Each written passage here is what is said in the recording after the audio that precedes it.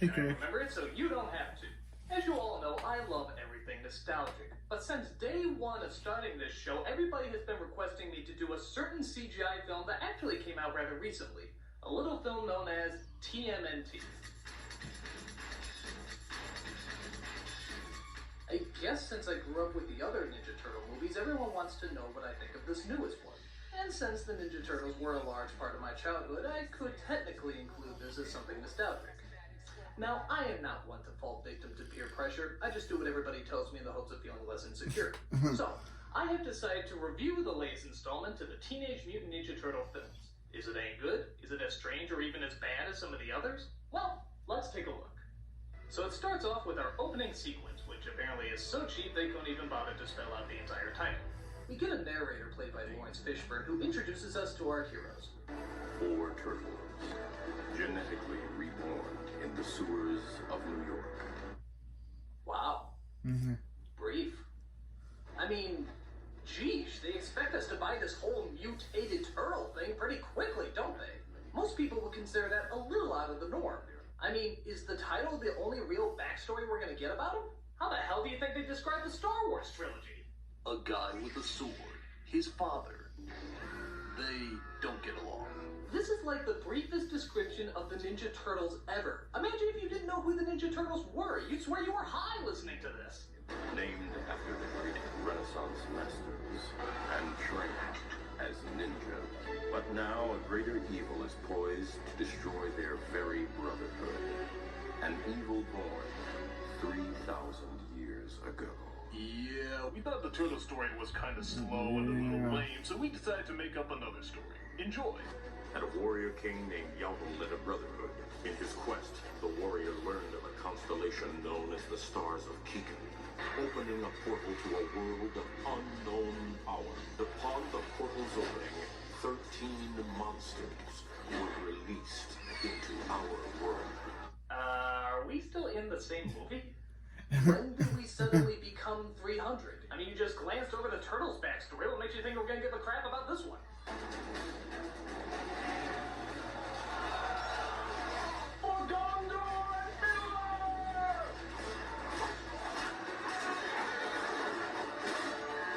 I just realized this isn't a movie. This is an intro to a fucking video game. Pressing skip. The Pressing. warrior king was left to eternally walk the earth, unable to die, or forget his horrible mistake. Central America? What is going on? Yeah. Show me the credits. I swear I was still watching the trailers for 5 different movies.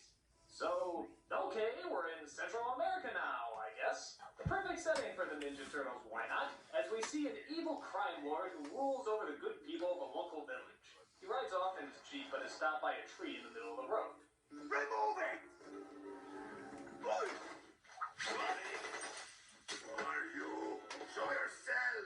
I'm just so afraid about the wicked. He's coming. It is the demon simply known as Giorgio the Jungle. No, it turns out it's a Teenage Mutant Ninja Chupacabra who puts that evil criminal in his place. This draws the attention of April O'Neil, voiced by Sarah Michelle Gellar. Buffy Summers? Is it April O'Neil? Occupation of Tomb Raider Adventure Huntress. I don't know, her job's never actually explained.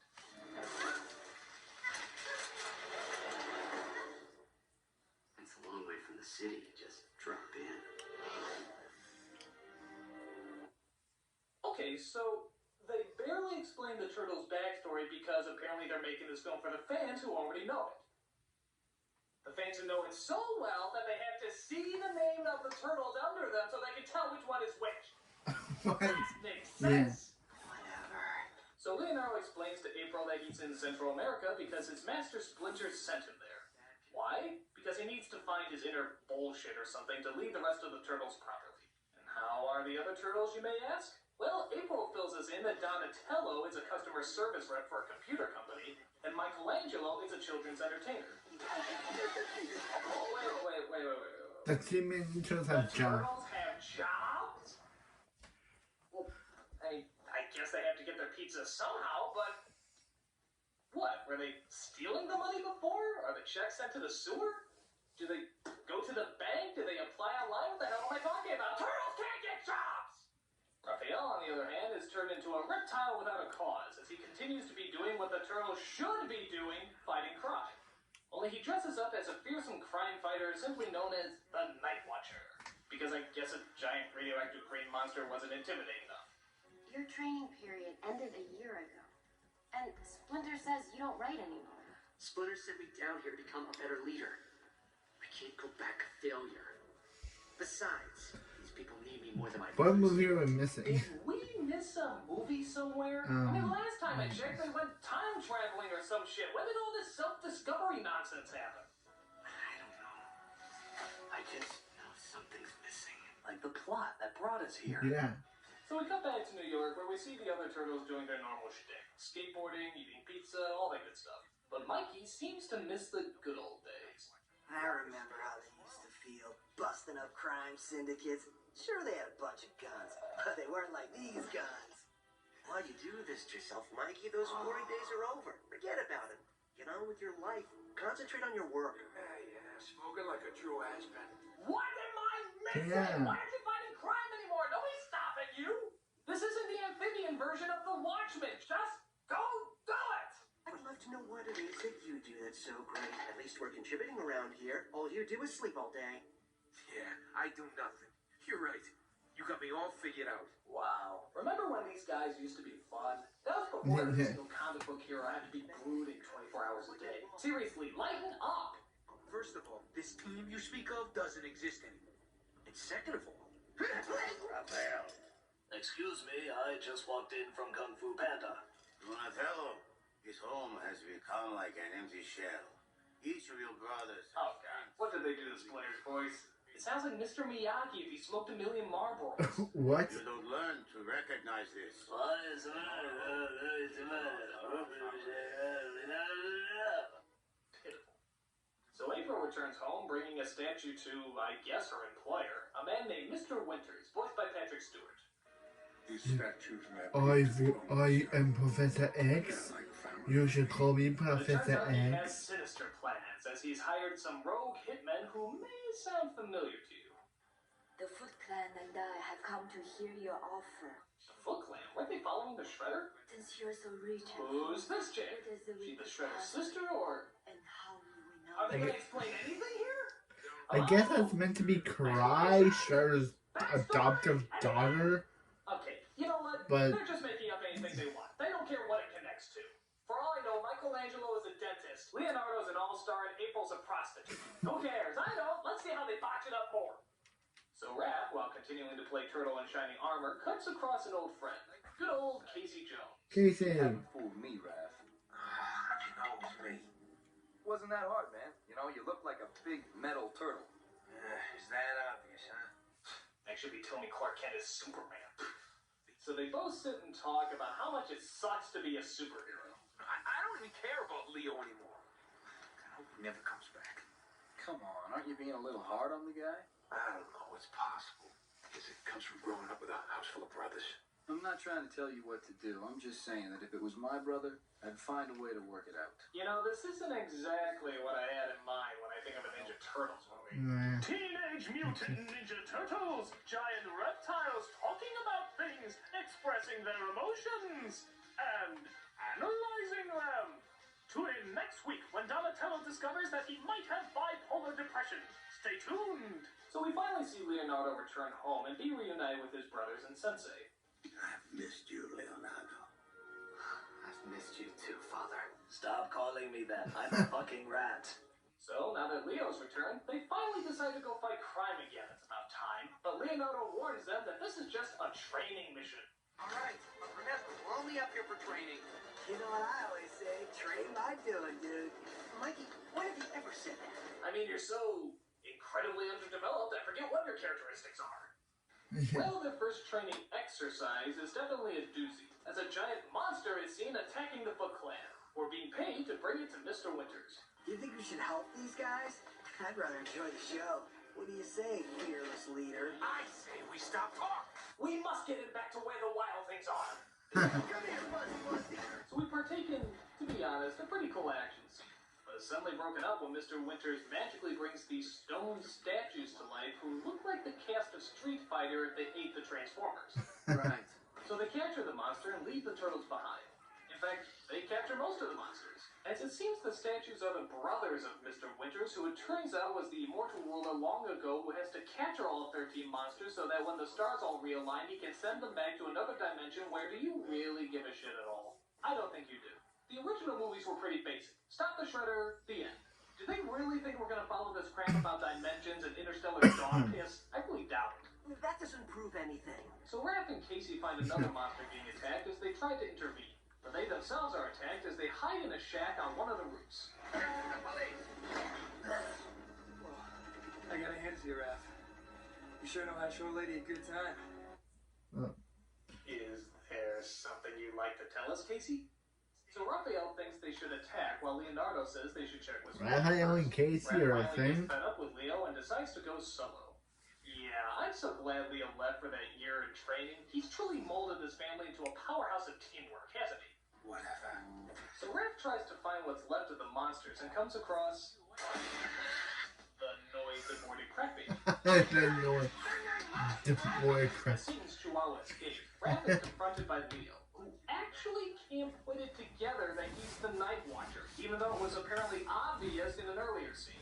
So I'm gonna give you one chance to just walk away and stop this vigilante nonsense. Yes, stop this vigilante nonsense and be like us. The non-nonsense of vigilanteism. So they have their little fight scene when Leo knocks Raph's helmet off, revealing his true identity. Yeah. What? Raph. Like you couldn't figure it out before. But still, I'm very shocked. So Casey could figure it out, but Leo couldn't. And neither do we for that matter. This qualifies as just fine? Dressing up like it's Halloween every night? Risking the safety of our family? Yes! That is what you were I think they wrote Leo as one of the most unlikable characters in this. But Leo stands by his not being superheroism, as it looks like the two are ready to fight over their points of view. Don't do this, Raph. I'm done taking orders. I could really care less about what's going on. Yeah, me either. I mean, we don't even really know why they hate each other. Nothing about their anger makes sense. Leo's logic is crazy. Raph's anger is just pointless. Why am I supposed to be invested? Someone's cranky.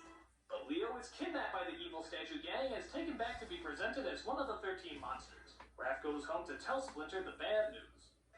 I know why you chose him now. I know that there's a reason why he's the better son, and I'm not. You may not be my favorite student. It does not mean that you are my least favorite son. The important thing is that you failed at something. Well, Master Splinter, I messed up big tonight. They took him. They what? This is why you're my least favorite son. What a disappointment! So the bad guys lock up Leo with the other monsters as the rest of the gang gets ready for the rescue, including April, Casey, and even Splinter. I can't believe Sarah Michelle Gellar, Buffy's Sarah Michelle Gellar. And we'll play the rest.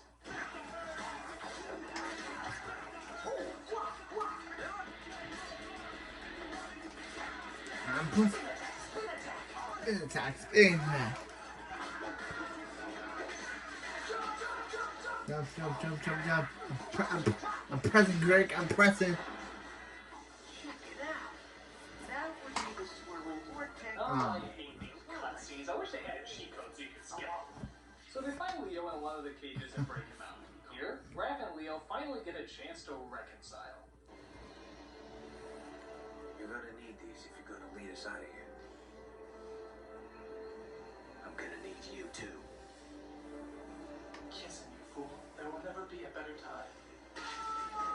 Turtle Sex will have to wait. As it turns out, Mr. Winters has been kicked out of his own team. Why? Because it turns out he wants to send the monsters home, not bring more into this world. See, he's actually a good guy, which leaves us with these stoners as the villains. Brothers, We are no brothers to you. I am Trigon. Still free. That I am Trigon. From Teen Titans and Teen Titans Go. Ha ha ha. Join us, Foot Clan. Swear your allegiance to us and no harm will befall you. Okay. is not without honor. We work for Winters, not you. I thought we worked for money. Yeah, me too. Screw honor if we can rule the world. Okay, we're gone. So April and the Foot Clan go to find the 13th monster as the bad guys just let him go for some reason. Yeah. Forget about them.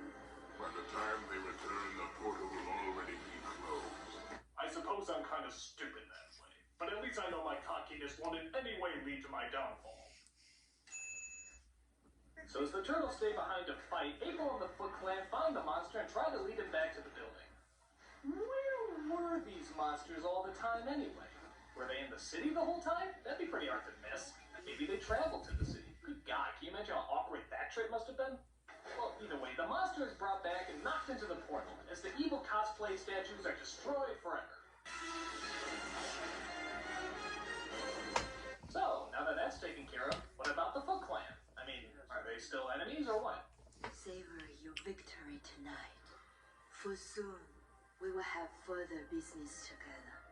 The kind that involves familiar faces from your past.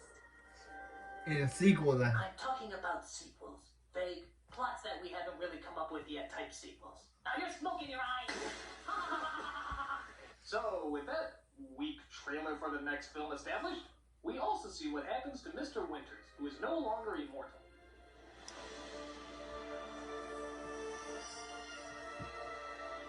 No, I want to see how stupid this gets. So he evaporates into golden sand. No reason why or any logical understanding, he's just sand. Maybe he was a pixie dust junkie and just exploded on too many happy thoughts. So the turtles go home, add Winter's helmet to their trophy collection, and go into the night to fight crime once And they again. add Winters to their trophy So what if we helmet to the learn trophy from this collection epic tale based on that other collections from the I movie. have absolutely no idea. Shard's helmet from the first movie, the Ooze from the second movie, and the Time Stepper from the third movie, making this a fourth Is the message that movie, I vigilantism guess. is bad because it looks like they're going right back to doing it again at the end anyway? So really, what did we learn? We've learned that when a franchise is dead, it should stay fucking dead! Okay, so how does TMNT fare out? Well, to be honest, it's not horrible, and it's not even really that bad. It's just not very engaging. I mean, the story is just all over the place, and the characters aren't really that developed. I mean, I know they set them up in the show and the movies, but those were two different entities, as well as a long, long time ago. I guess maybe this is supposed to be a spin-off of the new show that's come out, but I never watched it, and anyone who hasn't is going to be totally lost. That is, if it is a spin-off, I really don't know. But I will give it this, though. The CGI does kick ass, especially the design of the city. I mean, the angles, the lighting, the shadows, this is a very cool-looking movie. But I don't think that's enough to really save it. It's vague, it's confusing, and it's just a mess. Much like my sex life. What? Say that out loud.